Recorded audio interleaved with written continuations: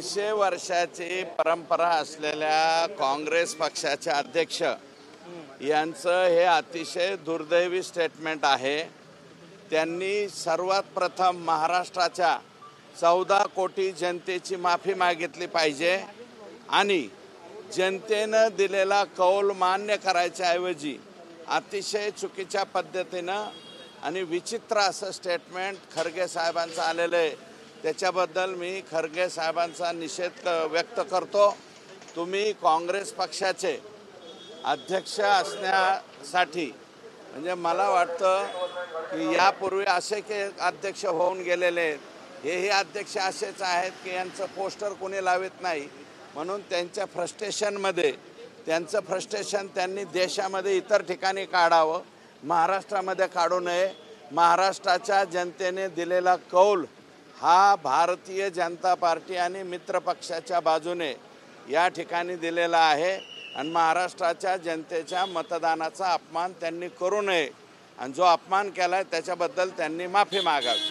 बीडमध्ये घटना घडलेली आहे। आवाजा कंपनीच्या पवन चक्कीचे जवळपास 13 लाख रुपयांचं साहित्य चोरलं आणि सुरक्षा रक्षकाचे हातपाय बांधून चोरी झाल्याची प्रकार आकाश जाधव सुरक्षा रक्षक। कुठली घटना आहे, कोणत्या तालुक्यातली? मस्साजोग मधलीच।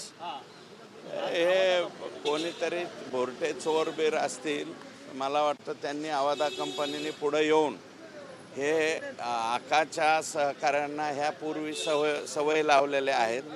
हे इकडून नाही मिळालं तर आकाच्याच लोकांनी जाऊन ह्या चोऱ्या करायच्या। आता पाय बांधल्याच्या नंतर तो सुरक्षा रक्षक काय करणार? आणि एवढी मोठी अजूनही बघा, या लोकांना डोकी जागेवर नाही येते यांची। हे असंच एका दलित समाजाच्या वॉचमनला मारहाण करण्याच्या नादातच एवढी मोठी घटना घडलेली आहे खंडणी प्रकरणामध्ये, तरीसुद्धा अजून डोके जागेवरती यांची नाही आहेत। हे अजूनही माझं मत आहे की आकाच्याच कोणीतरी सहकार्याचे हे बघा, आता 2-4 दिवसात ते आरोपी सापडतील, त्याच्यामध्ये 100% हेच लोक असणार। कार्यरत आहे, टोळी कार्यरत आहे।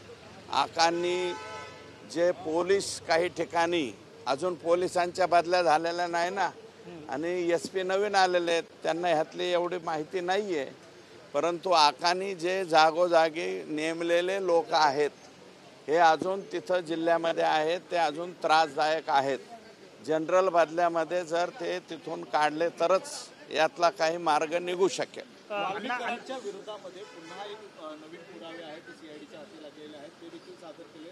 यावर उद्या सुनावणी होणार आहे अशी देखील माहिती समोर येते। नाही, आता ती केस चालू राहील। वाल्मिक कराडच्या बाबतीत आणखी बरंच काही सापडणार आहे, फक्त CIDलाच नाही तर मला असं वाटतं EDची सुद्धा त्यांना नोटीस आहे पूर्वीचीच, त्याच्यामुळं EDवाले सुद्धा त्यांची तपासणी करणार आहेत आणि त्याच्यामध्ये सगळं काही सापडेल। अण्णा, DPDC फंडावरून तुम्ही आरोप जे आहे ते धनंजय मुंडे किंवा DPDC फंडावरून जे आरोप केले होते त्याला क्लीन चिट जे आहे ते अधिकारी अजितदादांनी दिल्याची माहिती मिळते। नाही, आम्ही त्याच्यात हायकोर्टात जाणार आहोत। त्यांनी क्लीन चिट दिले ना, हायकोर्टात जाऊन ते 73 कोटी रुपये पूर्णपणे बोगस कसे उचललेले आहेत हे आम्ही त्या ठिकाणी कोर्टात जाऊन सिद्ध करू। आता परळीच्या औषधी केंद्रामध्ये तिथे मोनोपॉली बांधली जात होती वाल्मिक कराडची, आता तिथे दुसऱ्या कंपन्यांनी ही राख उचलण्यास सुरुवात केलेली आहे। पोलीस बंदोबस्तामध्ये आता ही राख उचलली जाते। आत्ताशिक राख उचलायला सुरुवात झाली, नवीन टेंडर लावलेत। मला वाटतं काहीतरी जुन्या दुसऱ्या लोकांचे ते हापर का काय म्हणतात त्याला दुसऱ्यांचे कंटेनर आत्ताशिक लागलेत 2014 पासून, नाही तर आका आणि त्यांचेच दुसऱ्यांचे हापर ते काय म्हणतात ते टिप्पर पाप्पर काय लागत नव्हते। हे पहिल्यांदाच हायवा काय जे ते लागायला सुरुवात झालेली आहे आणि अजूनही तिथल्या बाबतीमध्ये बरेच गोंधळ आहेत। तिथे 20-20 वर्षापासून एकाच जागेवर काम करणारे लोक आहेत, ते येणाऱ्या जनरल बदल्यामध्ये तिथले ते 20-20 वर्षापासून एकाच जागेवर राहणारे लोक राहू नयेत। अन्ना हिंदी में जानना चाहेंगे मल्लिकार्जुन अर्जुन का एक अभी मराठी हो गया ना. राखीच्या संदर्भामध्ये आहे, राखीच्या संदर्भामध्ये तुम्ही वारंवार प्रश्न, मात्र जे तुम्ही म्हणताय की आणखी एक हायवा आता जरी दुसरी कंपनी आली असेल तरी ते लोक टिकून देतील असं नाही. पोलीस बल जे आहे तिथलं अजूनही बदललेलं नाही. ते पोलीस बलातलेच लोक, कोणाचे किती टिप्पर, कोणाचे JCB किती, हे ऑलरेडी सांगितलेलं आहे. पोलीस लोकांचेच तिथं जर JCB आणि हायवा असतील तर ह्याच्यामध्ये काय सुधारणा होणार.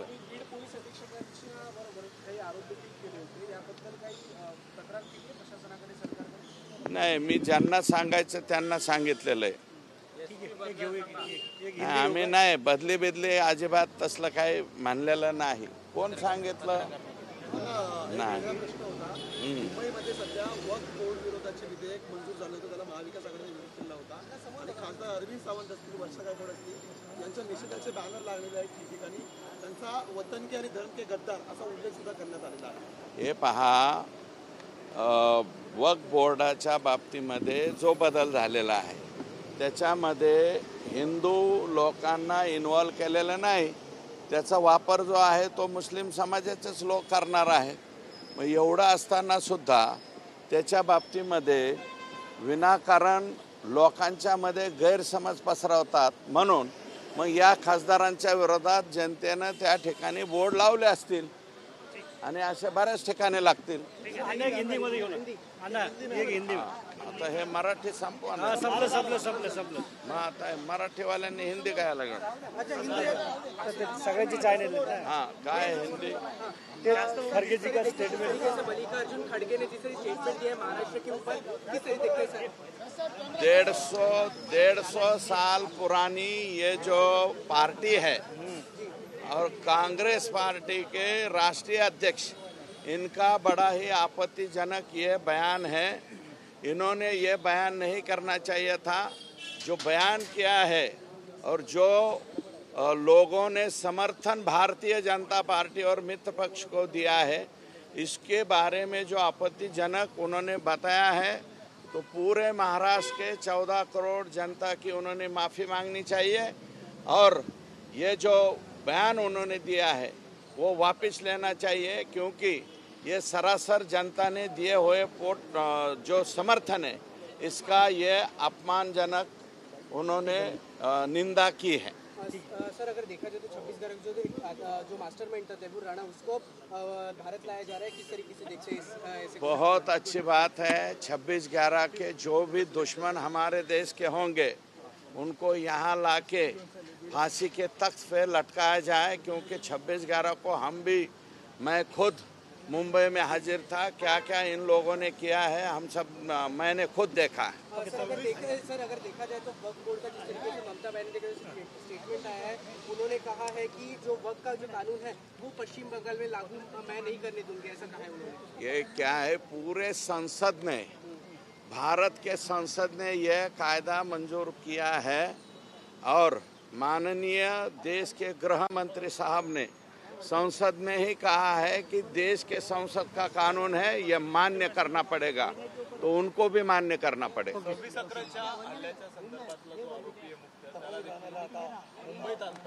अतिशय चांगली बाब आहे. त्याला उचलून आणावं, त्याला अंडा सेलमध्ये टाकावं आणि लवकरात लवकर त्याला फाशीवरती चढवावं.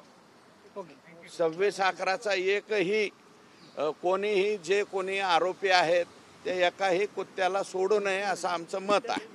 धन्यवाद.